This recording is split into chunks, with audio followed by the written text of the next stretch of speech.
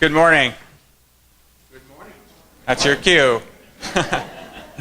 It's great to be here. It's great to be part of this excellent summit and be co-sponsors with such great partners. And just want to say thank you, a special thank you to Chris Lineberger for all the work that he's done, both on this summit and on Locus over the years with us. He's been a terrific partner, as has ULI, one of my first partnerships that I helped to put together when I was working at EPA on smart growth was with the Urban Land Institute, and I've been working with ULI ever since, so thank you all as well. I'm really pleased to be able to bring you this panel. We've talked a lot to this point about the trend toward walk-ups and what it means in an urban context and what it means for cities. But the 13 trends and a number of others that are leading to the rise of walk-ups and their popularity, of course, are not limited to the geography of cities. They are also impacting suburbs. And that has real implications for where suburbs are headed, for where populations are moving, and frankly for social equity as well. Because communities of color, minority communities, immigrant communities, low-income communities are existing in many places, suburban, urban, rural, and so these trends are having real implications for suburbs in a way that many maybe are not prepared for. So we're going to start the panel hearing from Elizabeth Kneebone, a fellow at the Brookings Institution, and she's going to kick us off with about 5 minutes of context setting, just to make everyone aware of what the trends are that suburbs are experiencing and how that's relating to urban walk-ups. And I should also point out that Chris is usually very assiduous in saying walk-ups are not limited to urban areas. And we are seeing this in the Washington, D.C. area, certainly as one of the leading places in the country, as Chris has documented, with suburbs, in fact, creating town centers and other walkable places. So we're seeing a lot of different effects in these trends. So we're going to start off with Elizabeth Kneebone from the Brookings Institution, and then we're going to basically get a minute or two from each of our panelists. We've got an excellent panel. We have Rushern Baker, the county executive of Prince George's County, Stan Slaughter, president and CEO of Paradigm Companies, and Bob Youngentob, the co-founder and president of EYA. And I'm going to let you refer to their bios in the packet. Those are all written up, but I'd rather spend our time hearing from them than talking about them. So we're going to start with Elizabeth, and please take us away. Right. Well, first off, thank you to the organizers for the opportunity to be here today and share with you some of the work that we've been doing at Brookings on what we've been calling the sort of shifting geography of poverty and opportunity in our major metropolitan areas. And I think it does help to set the broader context for this conversation, particularly around social equity in these regions. One of the signal shifts that we saw in the 2000s, of course, as suburbs became more diverse, both demographically and economically, is actually a tipping point that we passed in terms of where the geography of poverty is located. So between 2000 and 2012, the poor population in suburbs in our major metros grew by 65%. Later this week, we'll have a chance to look at the 2013 numbers, but we don't really expect that to change much. So we saw a 65% growth in terms of the number of people living below the federal poverty line in suburbs. That's more than twice the pace of growth that occurred in the big cities that anchor those regions. And for the first time, we now have more poor residents living in suburbs than in cities. In 2012, it was about 3 million more poor living in the suburbs of our major metropolitan areas. And this I want to underscore, this wasn't something that just happened because of the recession. Because if we make this just a recession story, then we think with recovery, this will go away. In fact, this tipping point happened before the collapse of the housing market in the 2000s and the Great Recession that followed. It's just that the recession really exacerbated these trends. This has been something we can look back over decades and see unfolding as suburbs have grown and become more diverse. What's striking about this trend is that it's occurred in almost every major metropolitan area, meaning the incidence of poverty in the suburbs has grown in almost every major metropolitan area across the country. And even as poverty has become more regional and spread in its scope geographically, it's also become more concentrated. So we've seen in the 2000s, again, the reemergence of concentrated poverty meaning more and more poor people living in high poverty neighborhoods, which carry a whole host of other challenges along with them, additional barriers that can make it that much harder to get out of poverty. And increasingly, those neighborhoods are emerging in suburban communities. So the number of high poverty neighborhoods with poverty rates of 20% or higher more than doubled in the suburbs in the 2000s. And the number of poor people living in such neighborhoods in the suburbs, again, more than doubled in just the span of a decade. Now about 38% of poor people living in the suburbs live in high poverty neighborhoods. So what has been long an urban challenge that we've struggled with for decades in big cities is increasingly the same kind of challenge that suburban communities are struggling with across the country. And all kinds of suburbs. I think that's really important to underscore too. Older inner ring places, like we've heard a lot about Ferguson, Missouri recently, those are emblematic of the changes that we've seen in suburban communities in recent years. But this trend has also touched a lot of other kinds of suburbs, exurban places, further out places that are less dense, perhaps traditionally more affluent. A number of different kinds of communities are grappling with the shifting economic and demographic diversity that we're seeing growing in suburban communities. And you can look to this region, again, as emblematic of a lot of the trends that we've seen. In the 2000s, in fact, the cities of DC, Arlington, and Alexandria, if we look at them together, the poor population pretty much held constant. It didn't change between 2000 and 2012. But in the suburbs of Virginia and Maryland surrounding those cities, the poor population grew by 61%. So again, almost on track with that national average that we saw more broadly. And this isn't, again, it's somewhat, to some extent, it's about the recession. It can be about people moving into communities that maybe previously were unattainable for low-income residents. But it's also about the downward trajectory of long-term residents who've been buffeted by two downturns in the last decade, by structural economic changes that mean we're growing a lot more jobs that don't pay very well, that are often located in suburban communities. We've heard a lot about demographic shifts like the growing aging population, more people living on fixed incomes, and many of that aging population living in suburban communities. So it's important to recognize how broad and wide sweeping these trends are, but also the fact that many suburban communities are differently positioned or oriented for how they can address these issues. Part of the challenge of suburban poverty is that many of these communities aren't equipped in the same way that cities have built up infrastructure and support systems over decades to address a growing low-income population. And so the strategies that we bring to bear are really going to depend on where the starting places are for many of these communities. You can look to Montgomery County, for instance, for the diversity of places experiencing these trends. What might work in a Silver Spring is very different than what might need to happen in Damascus, where there's very little access to transit and very few services available. So the map is very different across suburban communities, even as more and more places are sharing in similar struggles. Perfect. Excellent. Oh, thank you. That was a lot. It's very interesting, and as you were talking, Elizabeth, it just reminds me of my daily problems. One is you're right. There has been a shift over in the counties. So let's take Prince George's County, for instance. Since we're a suburban jurisdiction, and usually the pattern of growth in Prince George's County has always been like most suburban places, and that's housing. So you do housing as, during the Curry administration, you did it, and you tried to do high-end housing, tried to do executive-style housing, but it was pretty much based on a suburban pattern, even though the trends would say that we're actually urban. If you look at inside our Beltway area, that really is an urban area. And the core of the people who live in Prince George's County actually live inside the Beltway, the bulk of the population. And so they're actually urban. Most of the folks who came out and grew the demographics of the county came from the city. Like my wife and I, we were young, we had a child, we moved to what we called the suburbs, but really it was the Washington region. It really wasn't suburban as we knew it, let's say in Massachusetts, where I'm from.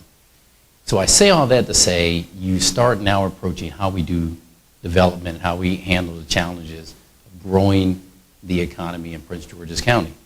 If we went by the same old paradigm, which was our base of our economy is on residential housing, which really meant you go out.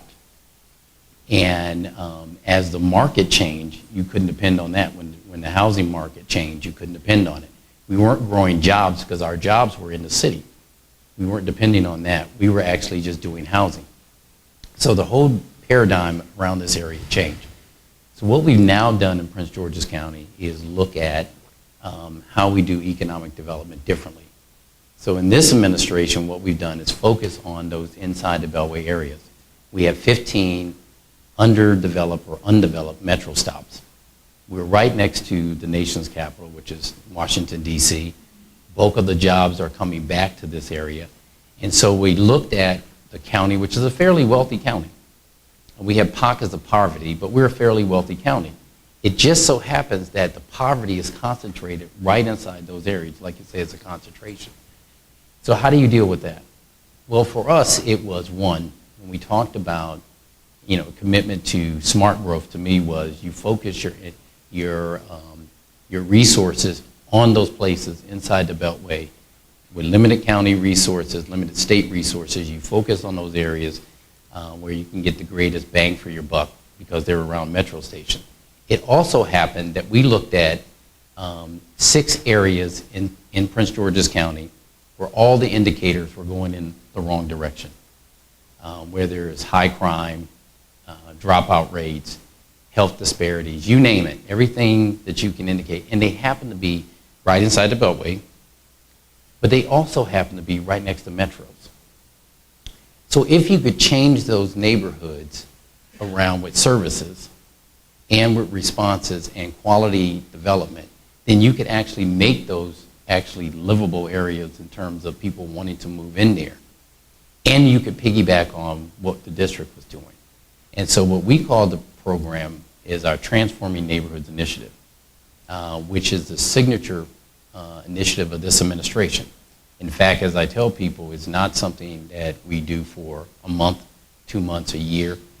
As long as I'm county executive, and as long as those neighborhoods are the same, we focus. So we focus on economic development opportunities. You look at our Route 1 corridors that we're doing that. You look at Suitland Metro Station. You look at Branch Avenue, which is just outside Largo, where we're putting the hospital, New Carrollton. So in terms of economic development and commercial development, it's inside those areas where we focus. So we just didn't do it on the economic development side, though. We also went in on the public safety side. So each one of these 6 areas in the county has a deputy county administrator that's over that area. So it's almost like a mini administrator over there. That deputy county administrator or assistant county administrator who has jurisdiction over one of those 6 areas has access to our health department, our social service department, our family service department. We have now integrated our school system with that, so there's access to schools. There's access to public safety. So all the things that you would see in a government responding, we do in those 6 areas. So what we pretty much have done, and I will close with this, what we pretty much have done is we've taken the suburban area and we made it into urban areas, urban nodes throughout the county. So the southern part, the central part, and the northern part that are inside these areas, we've made them almost into their own little cities, responding the same way you would in an urban area. And that's helped us kind of rebound Prince George's County to see the growth between the time that I came in to office and the time now. If you look at the growth of the county in terms of economic development, it's expanded tremendously. Great, thank you. Stan. Excellent. Thank you. Good morning, everybody. As these 2 experts who talk about globally and how the policies work on this stuff, I'm going to speak a little bit more from a developer's perspective. My company is Paradigm Company. We are a private urban apartment builder, meaning we build sort of high-rise apartment buildings. We do high-density apartment buildings, and we do them in urban areas in the city. We do them in Arlington, Alexandria, Montgomery County, Prince George's County. As you stretch out a little bit to these suburban urban areas that we were talking about. And I just make a couple observations that might help us to move along as we do that. First, the cost of doing integrated affordable housing in these kind of communities is very high. And we spent a lot of time talking about that. It is high. It's somewhere in the order of $250,000 a unit to create an affordable housing unit in a market rate community before we all start to put in our subsidies. Now, maybe a really good developer can make it $240,000, right? But it is very expensive. And so now lots of counties have various bonus densities and all the techniques that we talk about to lower that subsidy, to lower that cost, but the first recognition is that it's an awful lot of money as we create these units. In the urban areas, those units are so attractive because the rents are so low that what we observe is they tend to hit the targeted market and at a high cost to at least satisfy the need of those affordable residents. As we get to, I'm going to call them more suburban urban communities, and typically at transportation nodes in these counties, what we've observed is that the assumption that all of these residents are going to pay 30, and one of the speakers this morning talked about this, the assumption that the residents are happy paying 30% of their income for housing to have this very expensive affordable housing unit created in one of these urban core begins to unravel a little bit. What we find is that those people who are eligible have housing alternatives, albeit them in concentrated low-income areas, that are more attractive to them. Might not be more attractive to us, but more attractive to them. They can spend 20 or 22% of their income for housing instead of 30 and be in what we might consider unacceptable housing, but from their perspective, they prefer to live there. And so we find some of these units in these suburban areas struggle to meet their market as they try to, although they were created at great cost, struggle to meet their market. And I say that as an observation, particularly as we get out to Tysons and some of these areas where a great effort has been made to plan in inclusionary housing into these projects, that you really have you really start to separate from the desire of the people who live there and the resources that have been spent to do that. And so my last comment sort of on that point is, as we've worked with some of these communities, if you take as an assumption the amount of community resources being spent to create these affordable housing or to do this other stuff on site, is there, and we're working with some communities to come up with better ways perhaps to locate those affordable housing proximate but at far lower cost, and to use some of the rest of those resources to create the infrastructure that make that a viable place for these communities to be more attractive to the target constituency that we're after. So we can talk more, but those were a couple ideas I had. Thank you. Bob. Thanks, Dan. I guess I want to first thank Elizabeth, honestly, for doing the research that you've done, because I'll be the first to admit, when I was asked to be on this panel, I was very unaware of these issues around suburban poverty, and it wasn't until I started to do some research and read your book and these challenges that I started to realize, kind of what this great, success that we've all had in the district and other close-in locations, the impact it's had, in further out, in this whole push, to smart growth, of which EYA is a huge believer in. It's had this impact where, as you get further out, or as people get pushed out of these more, accessible areas from a transportation or a job basis, those become the least, or the more affordable places to live. And so they end up not only now further out, but they end up, further from transportation accessibility, further from jobs, and it just kind of, furthers the vicious cycle, in effect, of poverty. The perspective that I come from at EYA is that of a housing developer, and to some degree, feel very knowledgeable about the housing piece, and we've participated with DCHA, with the Alexandria Housing Authority, on some very significant mixed income redevelopments of public housing. But the piece that works in those developments is the housing component. What doesn't always work is the wraparound services and the training and the job training and providing the opportunities for people to really break that cycle. At the same time, we have been involved in Prince George's County, in Route 1 in Hyattsville, where it wasn't about necessarily initially forcing people out because we were redeveloping surface parking lots, but gentrification happens as a result of creating more market rate housing where tax rates go up and people are forced out, over a longer cycle or a longer period of time. And that's market rate affordability in effect, but the more successful it becomes, the less affordable it becomes to the people who potentially need to be in those closer in locations. The other, I guess, perspective that I bring is my wife is very involved on the educational side. She's a professor at Montgomery College, working with less people who have less advantages than most of us in this room do with regard to access to education, access to vocational training, and even working with kids in the local high schools in Montgomery County, helping them find access to secondary education, where just the basic things about how to fill out a college application or how to apply for financial aid, for most of us, it's secondary because our parents went to college.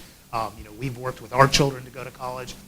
For most of these kids in that cycle, they have no experience, no background, and it just, again, becomes much more complex, in my view, than just a housing issue. And so, I'm prepared to talk about housing solutions, but honestly, the bigger issues are the ones that really I struggle with in terms of, how do we find solutions both in urban locations and suburban locations. And, as the previous panel mentioned, the whole transportation question. Transportation is a key, but you think about the amount of money it takes for infrastructure. When you look at suburban densities, I mean, it makes no sense, to invest huge amounts of infrastructure dollars in an area that has very low density. And so, I struggle with that too. How do you get to that point? I mean, and my last comment will be on inclusionary zoning. In my view, inclusionary zoning is a necessary thing. I'm not going to call it a necessary evil because I do believe it's the right solution. And, we've participated in the district. Actually, I think just at Chancellor's Row alone, we delivered, 27 affordable townhouses, for sale townhouses. And that's a pure market rate development. But I think the thing that I struggle with is the concept that it's really a tax on that individual landowner. And I think that this is a much broader issue.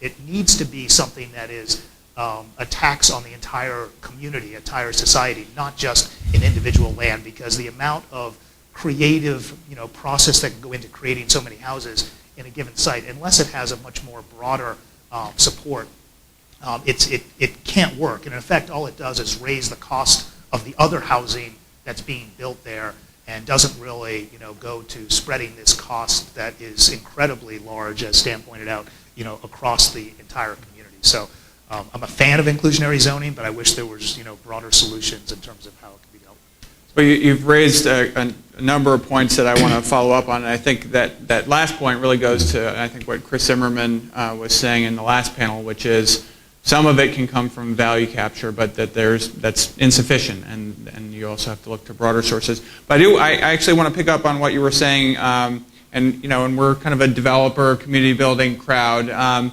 So the focus on housing is pretty natural, and if we're lucky, we get to transportation. But your point is a terrific one, that job training, education, the wraparound services, social service, all those really need should inform our real definition of what equity is about and how it relates to community building and placemaking. And so I just wanted to give Elizabeth and the county executive just a minute to try to help us define that a little more specifically, what that looks like and how that might relate to new development. I mean, where do those connections get made operationally? It's pretty obvious when you talk about, oh, well, we want 27 units of affordable housing here, but what about the rest? Where does that come in? And and what's the proper way to try to leverage the economic activity and energy that comes from both the private sector and public sector dollars that are going in to affect that moment of change? I would say, and our work on this is we've traveled to different regions across the country who are grappling with this. Some of the most innovative and exciting models we've seen cropping up in different places have done exactly this, been able to cut across the policy silos to make more integrated responses. And it's been leadership coming from different places depending on the community. So one area where we spent a lot of time is in South Cook County, south of Chicago, which are, many of these suburbs have been struggling with poverty for decades. They saw steel jobs, manufacturing jobs decline, disinvestment, loss of population. So these are real significant issues they've been dealing with for decades, and then were hit very hard by the foreclosure crisis. And we saw in that time a number of communities, now it's about 24 small, because that's the other issue in a lot of these suburban communities, is they're often very fragmented and can be quite small, which gives them a difficult time getting to the scale they need to really grapple with these issues that are happening at a regional or sub-regional level. So you had these 24 communities that have come together to create a collaborative, and it started around housing. I think housing was the sort of the natural entry point for them to get together in the wake of the foreclosure crisis to address blight and foreclosures and some of the issues they were having across borders. Since then, they've used that collaborative to be more forward-looking and think about economic development as a sub-region within the Chicago metro area, looking at what assets they have around transit-oriented development, around cargo and the natural sort of assets and infrastructure that they can leverage. And they've extended this too to think beyond just housing and transit to the services piece, which I think is the new innovation they're sort of bringing to this, is having elected officials and developers in the region who are connecting the dots. And some of that helped because they had a strong regional nonprofit that was able to come in. So they're in the south suburbs, they're looking at an affordable housing deal right now, but seeing it as a housing plus model where they're going to bring in a fab lab, an industrial kitchen, workforce development training. They're aligning across different federal or agency programs to bring different funding streams in so that it's not just a development that will benefit the community in which it's located, but that broader collaborative will be able to now have access to services that weren't located in the community. So again, that's just to emphasize, I think that's the direction this sort of work needs to go, and given the scale of the issues we're facing today and the lack of resources across many of these communities, is how can we sort of link up the resources we have to make more cross-cutting responses. Excuse me. I mean, that's exactly what we did with the Transforming Neighborhoods Initiative. But it's interesting, I mean, ours didn't develop around housing. It really developed around, the reason we did it was around economic and commercial growth. What you had were these areas right near the metro, right near DC, which should have been ripe for development, and especially commercial development that you were seeing happening in the District of Columbia and in Arlington and other places, but weren't happening in Prince George's County. And the reason was, if you looked at those areas, they had indicators that said, why would I invest a lot of money into these areas? We also had, if we look at our school system, so two things drove us to look at it. One was commercial development. We couldn't attract jobs out to the county. The other was education. And if you look at the county as a whole, the education system where we have the greatest problems are inside those areas. That's solely based on the fact that you have a concentration of poverty, which then has a concentration of poverty that goes to our schools, which then brings down the schools in the suburban area. So those were the driving factors to say, well, how do we change that? We want to redevelop the areas, but we want to keep a lot of the integrity, which is the mixed use with mixed income of the area, but we want commercial growth to come in there. But none of that's going to happen if the same indicators stay the way they are, which is why for us you take the 6 areas and putting a significant leader means the county response is not different. It's not like you see in other areas where the person in charge of the health department is in charge of the health department for the whole county. The person in charge of education is in charge for the whole county. Or public safety. You actually shrink it down. And you go into these areas. Let's take Suitland, which is my favorite, because my kids went to high school there.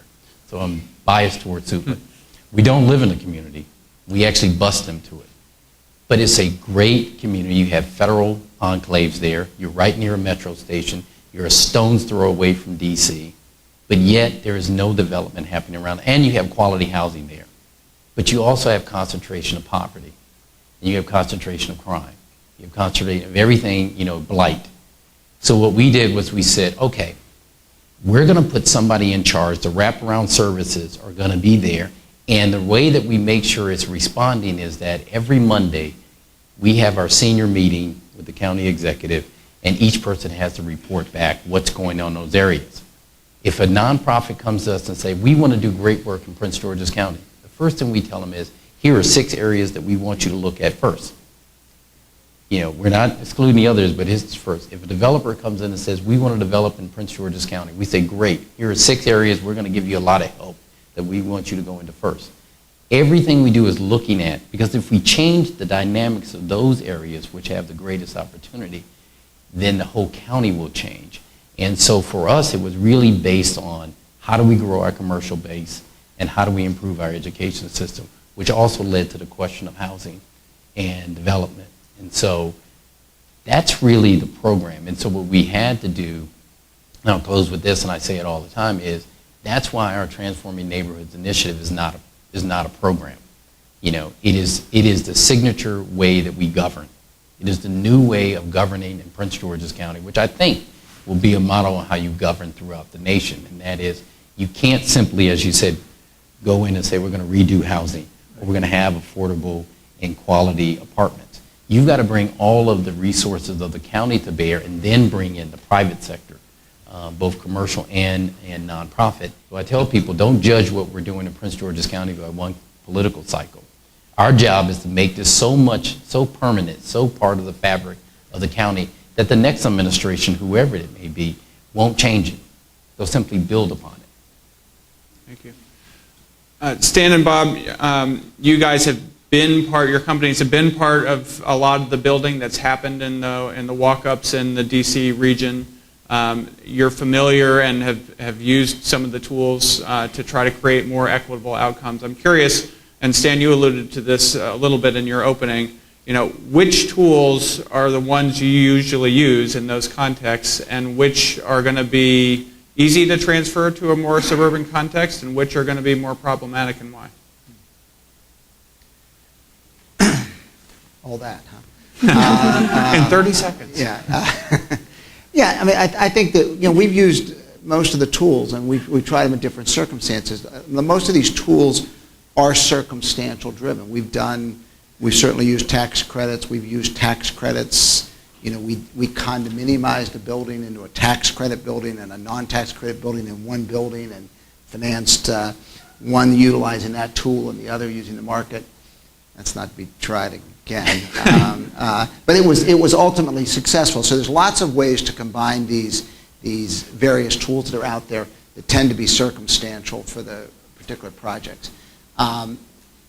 You know, there are the principles, and I think Chris Zimmerman said it this morning, you know, the notion of inclusionary planning as opposed to inclusionary zoning is one I'd advocate strongly. Where we really get out of sync with these communities is when you're trying to develop a project and you've paid the price necessary to pay for the land. The landowner, the communities, the expectations were for one thing, and then you're trying to burden that project with the kind of costs I was mentioning, sort of as well, that's in fashion right now, this year, next year kind of circumstance. Those become enormously difficult, and then they require all these gap loans and all the rest of these things. I agree with the comment that the notion of inclusionary zoning is a tax on landowners without question. The question is, when is that tax going to be applied? If you do it at the planning stage, so that as the communities are planned, the expectation is that the land will be developed with a certain amount of housing, it works far better than doing it at the zoning stage. Because you don't overpay for the land. Because, yeah, well, we're developers. We never. No, if this is being recorded. We're going to work hard competing with one another, not to overpay and to base our metrics, but competition is such that the only way you are successful is to pay more than everybody else, and the expectations will be for a certain type of development, and then putting the affordable housing in at that last minute becomes far more problematic. And all of these subsidies and so on are designed, all the tools are designed to minimize that, but it's a very big lift at that point in the process, far better from the planning stage. So when you talk about these suburban communities, my own advice would be get it into the plan. Get it into the plan, recognizing, difficult thing for political people, recognizing that you're devaluing the land by including in it this inclusionary zoning piece.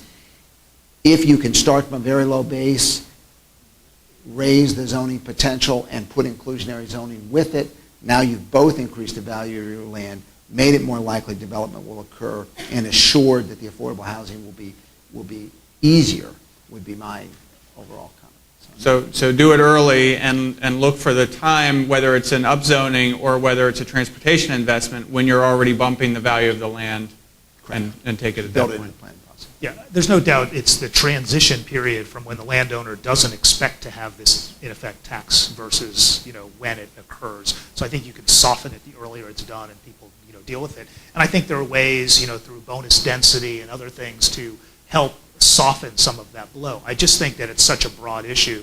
Things like housing trust funds and other things are probably more global solutions in terms of, providing subsidy. With regard to tools, EYA has been involved in everything from original, Hope 6 money involved in some of our district and Alexandria projects, to tax credits, to just working with Montgomery County at Shady Grove, where they're putting, I don't want to say putting land into the deal, but they sold us a piece of ground and basically discounted that ground to reflect the 25% affordable housing that will be going in, and it's on top of the Shady Grove Metro, huge number of housing units. I think it's a win-win for the county, but it's the county in effect that's subsidizing some of that affordability. I think one of the issues is the complexity of it, and so I do think that market rate developers do bring something to the table in this in terms of our ability to create maybe more land value than a nonprofit, because for whatever reason, whether it's brand, reputation, market rate providers, I do think are willing to pay us for market rate units differently than they might to a nonprofit. So I do think we bring something to the table. But I will say it's so complex, competitive tax credit processes where you don't know if you're going to win the award until after you've invested millions of dollars in front-end pre-development costs, HUD regulations where a housing authority can't release or sign or execute a contract with the developer until HUD releases their rights to a particular property, and at that point developers have spent millions of dollars. If I knew what I knew 10 years ago about doing this, I probably would never have started down the path. It's that complex. And at the same time, I will say it's become such an important part of the mission of our organization, and the sense of not only it's great to provide great market rate housing, but to walk through these communities that are mixed income and to talk to the less advantaged residents who benefit from brand new housing in these great locations close to Metro, where there hasn't been a loss of housing. It's been done on a one-for-one basis. There's nothing more rewarding from a development perspective. So you can make all the money in the world, doing market rate stuff, but that social side of what we do and finding residents who purchase from us who also want to be a part of that that social benefit.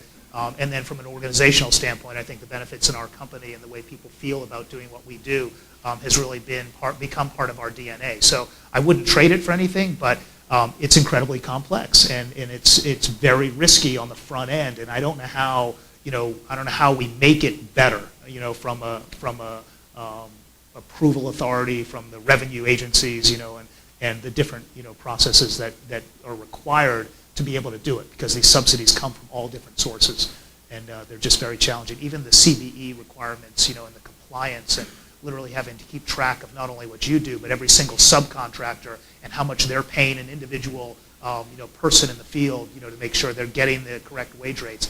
I mean, it's not for the faint of heart. So I'm not trying to scare people away, because it's incredibly rewarding, but it's really challenging from a development standpoint to be able to do it. And you have limited time and limited capital, right. And so where do you invest those dollars in-house? That's one of the challenges we face all the time. We've talked a lot at sort of the project level and about project level tools and other things, and have also heard admonishments. We need to go to a larger, maybe jurisdictional level, or for a long time, in the sort of 80s and 90s, a lot of the poverty in the country was concentrated in cities. And I think there was a lot of desire by cities to sort of have this thought of and housing and transportation thought of as a regional issue. Is that flipping now? Now that we have suburbanization of poverty, is there a greater appetite to think about this as a regional issue rather than a jurisdictional issue? And have you seen any examples of that? And should it be a regional issue? Yes, it should be a regional issue, I would say, is the short answer to that.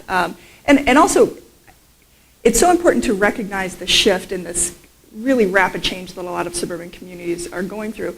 But I also don't want to suggest that poverty in the city is like a solved problem. Like, poverty is still growing in urban communities, and concentrated poverty is still growing in cities. It's just that now suburbs are struggling too. So that's why it really is a regional issue. This is something that's crossing all kinds of jurisdictional boundaries within metro areas. So that's where I think there is an opportunity to broaden the table and sort of the tent of places and people who are thinking about these issues, because more and more places are being affected by them. The challenge there is perceptions are so slow to catch up to the reality on the ground, particularly with how fast-moving this change has been in recent years. So there's a sort of first-order education issue of just making sure communities know that it's not over there or it's not in the city, it's in your community too. And so this is a shared challenge. And there are shared opportunities that you can leverage in working in a regional way. So there's still a lot of education and outreach to be done on that. Other comments? Yeah, there's no doubt to me that it is a regional issue, and I think the work that ULI does on a regional basis, I mean, it's about economic development, and all these jurisdictions, whether it's DC, Fairfax, Montgomery, they're competing for the same tenants, and how you bring those people into your market, how you pay for things like the Purple Line, which provides that transportation access. I mean, they're huge. I think the solutions are big. I mean, and so therefore they can't be done within a small jurisdiction. They've got to be done on a regional level. And I do think we're facing again, I love smart growth, but to some degree smart growth is creating or adding to the problem, because don't get me wrong, I mean it's adding to it, but it's also helping it. But I mean, we need to concentrate everything closer, because it is about accessibility.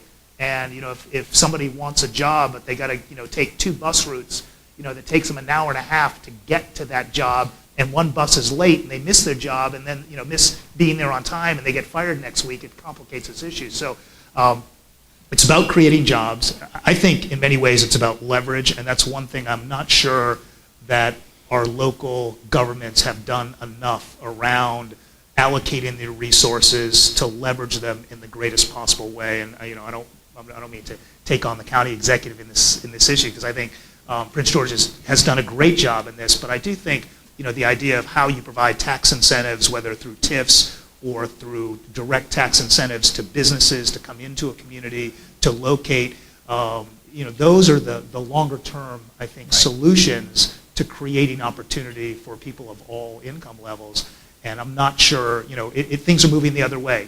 Employers want to be closer in town. They want to be where retail already exists. They want to get out of the suburban office markets, on top of metro sites. And so you have these competing forces. And I'm glad I'm not in that seat, because it's a real challenge. And I'm not sure, we're talking about the problem, and I'm not sure there are any real solutions that have kind of evidenced themselves.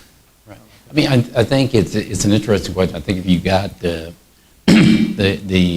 leaders from around, and this has been going on for a while, probably close to, I think it was about 30 years ago, I was working in DC for a nonprofit that was doing redevelopment along U Street and 14th Street and Georgia Avenue. I remind my kids, when they try to come over here to spend the money, it didn't look that way when their mom and I came here in '78. Absolutely.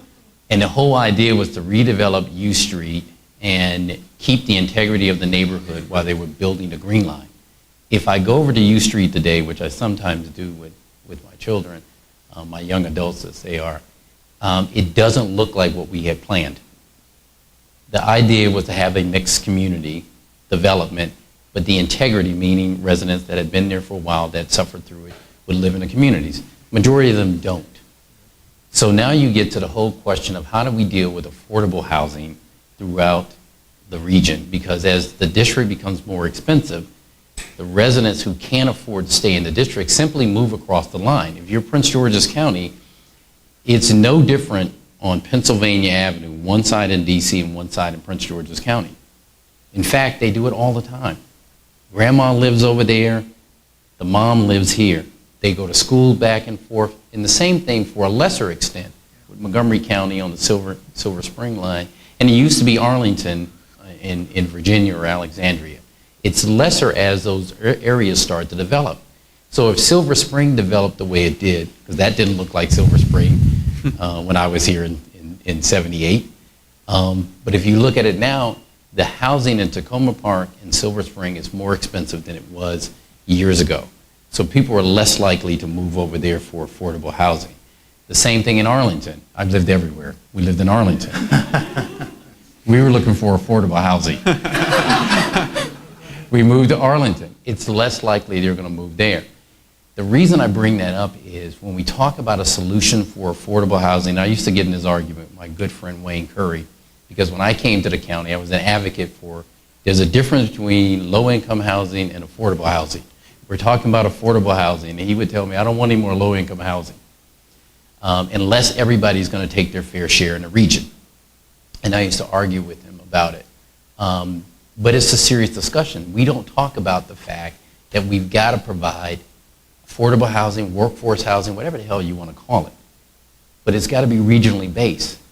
Because if one jurisdiction like Prince George's County, if we're looking to increase our commercial tax base, increase our economic development, and we see Montgomery County or DC doing the things they're doing, or Arlington or Alexandria, then we're trying to compete with them for those jobs that are coming here. We're trying to compete for them for those apartments.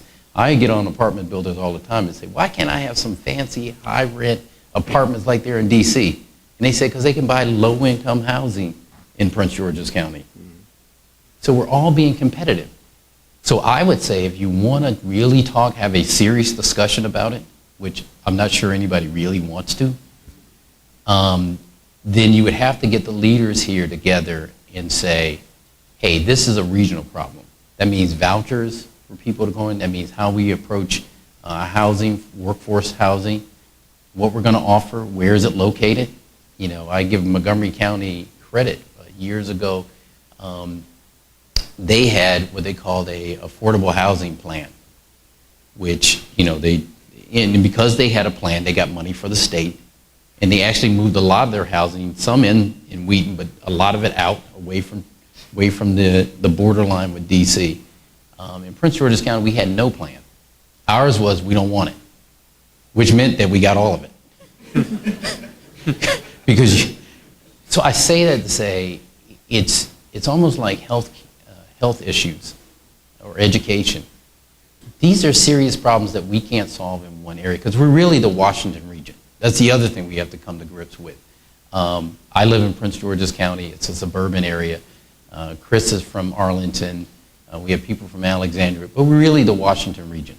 And so in order to solve these problems, it has to be a Washington region solution. I'd give just one regional thought for everyone to think about a little bit, and I think it sort of goes to the point. We all, in all of our jurisdictions and all of our projects, we're all solving the housing problem as it relates to right here, this block, and how to keep this neighborhood together and all the rest of that stuff. At some level, if you could pull back from a regional perspective and you took a 20-year or 30-year term, it's obvious to everyone that the cost of housing in Washington 30 years from now will have a lot to do with the production of housing over the next 30 years. Yeah. If we don't produce housing, our prices will be higher. It just will. And we have a lot of policies which are driven toward creating more affordable housing right here on this project that have the effect of reducing housing production overall.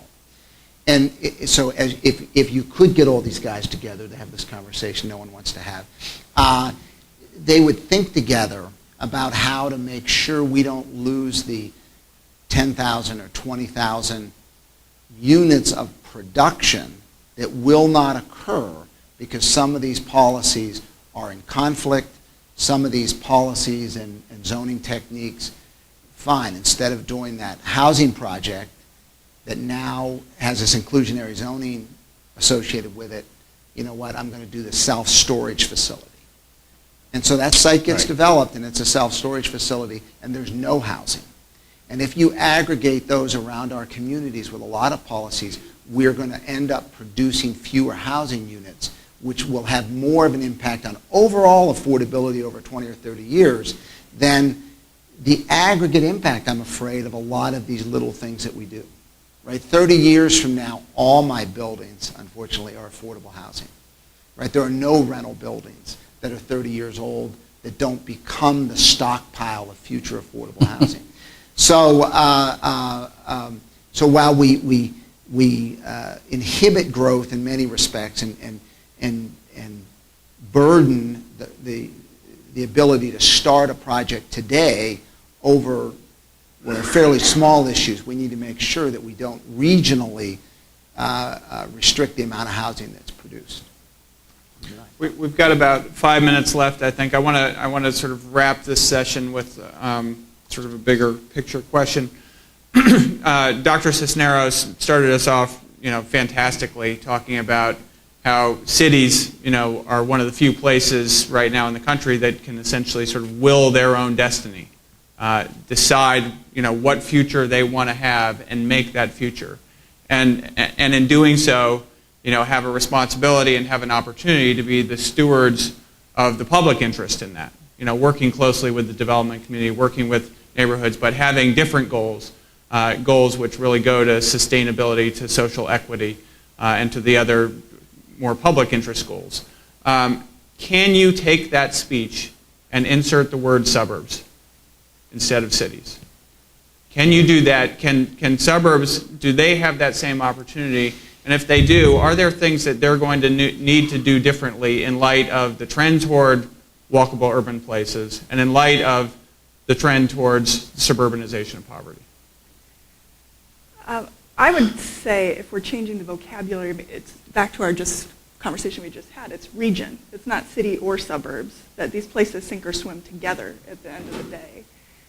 So I do think that there are that the same idea of being able to integrate economic development and growth that is inclusive, that is sustainable, that is something that local and regional leaders can help to craft by setting actual measurable goals, by making it a stated part of their strategy. It takes intentional planning. And I think it takes intentional planning at a regional level to do it well in a way that works across the different kinds of communities that make up a region. Well, it does seem to me that there is, and Don Edwards was talking about this, that there is a mental shift about what the suburbs are, and that maybe you're starting to see that, and certainly I think you're starting to execute that. Right. No, I think you're right. It's the mindset of that you're really a urban area, even though you're located in the suburbs. So that regional approach, I think, will change the thinking of it, because without that, that's the mindset change. If the suburban areas around here start thinking that they're more urban, then they'll start doing stuff like you see in Arlington or Alexandria, or what we're starting to do in Prince George's County and what Montgomery County did in Silver Spring. I think you're starting to see it, but we really have to take it, I think, for a regional perspective. I would just say, too, that, we are a victim of our own success to some degree. And U Street's a great example. That's probably not the way it originally intended. Now it's so popular, it's become so much more expensive. And I think, Prince George's has this great advantage of, the metro sites. Montgomery County has the advantages of a place like Bethesda or Silver Spring. So I do think it's a reallocation of resources where you attract them into these urban areas, because that's where everybody does want to be, the employers, the higher income residents, and then you do have to reallocate them out into suburban solutions. And that's why I do think it's not only regional, but it's a jurisdictional solution, not an individual tax on an individual development that's going to help solve these problems. Because and that's where DC, I think, has had such ability to I think, solve some of these issues or work, and they still have 70,000 people on their affordable housing waiting list at DCHA. So, but it's having that economic growth and having the tax base to be able to reallocate resources, to some of these other wraparound services that I think are part of the long-term solution. Yeah, I agree. My last comment would just be that there is a tremendous amount, and all of us in the housing community, I'm a housing advocate, and so as we whether we burden these projects with this tax or whatever else it is, as Bob said, there's a tremendous amount of resources, and we all want to sort of keep it in housing, and we just need to make sure that we don't misspend it in an effort to keep it in housing. So we buy at a very high cost an affordable housing unit because we worry that if we allowed that to actually become a tax, actually become cash, competing with these other uses, competing with the police and the education and the other resources, a lot of that money might, from a community standpoint, be spread differently. So as a community, as a housing community, we tend to keep it all in the housing piece, and that is a sort of a myopic way to look at the solution, as Bob mentioned, is my view. Great. Well, thank you all very much. This was a terrific conversation, and just want to thank you.